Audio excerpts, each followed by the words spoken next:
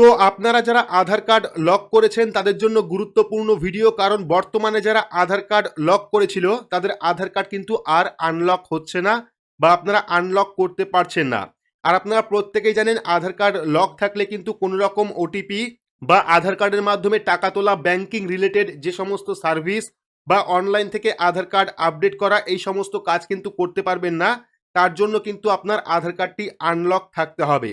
কিন্তু আপনারা অনেকেই আধার কার্ডটি বায়োমেট্রিক লক করে রেখেছেন, আর বর্তমানে যখন আপনি অনলাইন থেকে আধার কার্ড আনলক করতে যাচ্ছেন তখন কিন্তু আনলক করতে পারছেন না বা আনলক হচ্ছে না, এরর অপশন আসছে।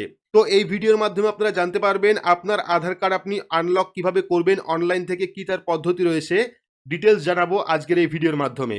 তো ভিডিওটি প্রত্যেকের জন্য গুরুত্বপূর্ণ, শুরু থেকে শেষ পর্যন্ত অবশ্যই দেখবেন। ভিডিওটি ভালো লাগলে লাইক করবেন, চ্যানেলটিকে সাবস্ক্রাইব করে পাশে রাখা বেল আইকনটি প্রেস করে নোটিফিকেশন অল করে রাখবেন, সবার সুবিধার্থে ভিডিওটি শেয়ার করবেন।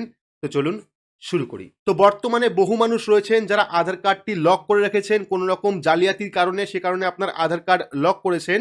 কিন্তু বর্তমানে যখন আপনি আধার কার্ড দিয়ে টাকা তুলতে যাচ্ছেন বা রেশন তুলতে যাচ্ছেন বা বিভিন্ন রকম কাজ করতে যাচ্ছেন তখন কিন্তু আপনার সেই কাজটি কমপ্লিট হচ্ছে না, এবং যখন আপনি অনলাইন থেকে আধার কার্ড আনলক করতে যাচ্ছেন তখন কিন্তু আপনার আধার কার্ডটি আনলক হচ্ছে না, সেখানে এরর অপশন আসছে।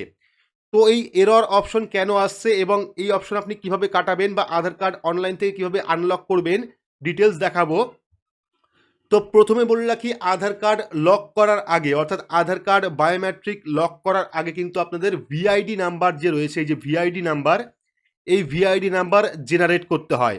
অর্থাৎ যদি আপনি আধার কার্ডের ভিআইডি নাম্বার জেনারেট না করে আপনি আধার কার্ডটি লক করে রাখেন, সেক্ষেত্রে কিন্তু পরবর্তী সময়ে কোনোভাবেই আপনি আধার কার্ডটি আনলক করতে পারবেন না। তার জন্য কিন্তু অনেক বড় একটা প্রসেস রয়েছে, সেই প্রসেসে আমরা পরে বলছি যে কীভাবে আপনি আনলক করবেন। যদি আপনি ভিআইডি নাম্বার জেনারেট করেন সেক্ষেত্রে কিন্তু পরবর্তী সময়ে আপনি আধার কার্ডের আনলক করতে পারবেন, না হলে কিন্তু কোনোভাবেই আপনি আনলক করতে পারবেন না। এটা গেল প্রথম ধাপ। এবার দ্বিতীয় ধাপ কোনটা? দ্বিতীয় ধাপ হচ্ছে যারা ভিআইডি নাম্বার জেনারেট না করে আধার কার্ড লক করেছেন এবং এখন আনলক করতে পারছেন না, তাদের জন্য কিন্তু একটা সার্ভিস রয়েছে ভিআইডি নাম্বার জেনারেট করার, অর্থাৎ ভার্চুয়াল আইডি নাম্বার জেনারেট করার। তো এখানে বলে রাখি ভার্চুয়াল আইডি নাম্বার কোনটা, আপনার আধার কার্ডে বা প্রত্যেক আধার কার্ডে দেখবেন আধার নাম্বারের নিচে একটা ভার্চুয়াল আইডি নাম্বার দেওয়া থাকে। তো আপনারা যখন আধার কার্ড লক করবেন তার আগে আপনি অনলাইন থেকে ভার্চুয়াল আইডি নাম্বার জেনারেট করে নেবেন। ভার্চুয়াল আইডি নাম্বার কিভাবে জেনারেট করতে হয় এই নিয়ে কিন্তু ভিডিও আমরা করেছি। তো এবার যারা ভার্চুয়াল আইডি জেনারেট না করে আধার কার্ডটি লক করেছেন, এখন বর্তমানে আনলক করতে পারছেন না, সেক্ষেত্রে কিন্তু প্রথমে আপনাদের আধারের যে ভার্চুয়াল আইডি নাম্বার সেই ভার্চুয়াল আইডি নাম্বার নিতে হবে। তো আধারে ভার্চুয়াল আইডি নাম্বার কিভাবে পাবেন? আধারে ভার্চুয়াল আইডি নাম্বার পেতে হলে কিন্তু আপনাকে এই যে নাম্বার দেখতে পাচ্ছেন এই নাম্বারে কিন্তু আপনাকে এসএমএস করতে হবে।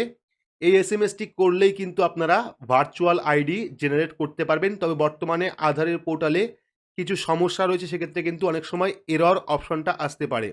তো আপনাদের কিন্তু এই যে লেখাটা আছে বা এই যে এসএমএস রয়েছে এই এসএমএস পাঠাতে হবে আধারের ওখানে, এবং পাঠালেই কিন্তু সঙ্গে সঙ্গে আপনার মোবাইলে ভার্চুয়াল আইডি নাম্বার জেনারেট হয়ে যাবে, এবং ভার্চুয়াল আইডি নাম্বার জেনারেট হয়ে যাওয়ার পরে কিন্তু আপনি আপনার যে আধার কার্ড নাম্বার সেটা কিন্তু আপনি আনলক করতে পারবেন, না হলে কিন্তু কোনোভাবে আপনি আধার কার্ড আনলক করতে পারবেন না।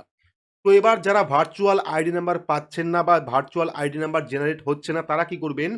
তারা কিন্তু যে আধার ক্যাম্প রয়েছে বা আধার সেন্টার যেখানে রয়েছে আধার কার্ডের যাবতীয় কাজ করা হচ্ছে, সেখানে আপনার আইডি স্ক্যানার দিয়ে ভার্চুয়াল আইডি নাম্বার জেনারেট করতে পারেন। অর্থাৎ যেখানে আপনি আধার সেন্টারে যাবেন, আধার সেন্টারে যাওয়ার পর আপনার যে চোখের স্ক্যান করে আইরিস স্ক্যানার, সেই আইরিস স্ক্যানারের মাধ্যমে কিন্তু ভার্চুয়াল আইডি নাম্বার দেওয়া হবে বা ভার্চুয়াল আইডি নাম্বার জেনারেট হবে। সেই ভার্চুয়াল আইডি নাম্বার নিয়ে কিন্তু পরবর্তী সময়ে আপনি আবারও আধার কার্ডটি আনলক করতে পারবেন। তো মূল বিষয় হলো বর্তমানে আধার কার্ড আনলক করতে হলে কিন্তু আগে আধার কার্ড লক করার আগে অবশ্যই ভার্চুয়াল আইডি নাম্বার জেনারেট করতে হবে। যখন আপনারা আধার কার্ড আনলক করবেন তখন কিন্তু সেই ভার্চুয়াল আইডি নাম্বার দিয়েই আপনাদের আধার কার্ডটি আনলক করতে হবে। তো যারা যারা ভার্চুয়াল আইডি জেনারেট না করে আধার কার্ড লক করেছেন তারা কিন্তু এই যে এসএমএস দেখতে পাচ্ছেন এই এসএমএস পাঠাতে পারেন।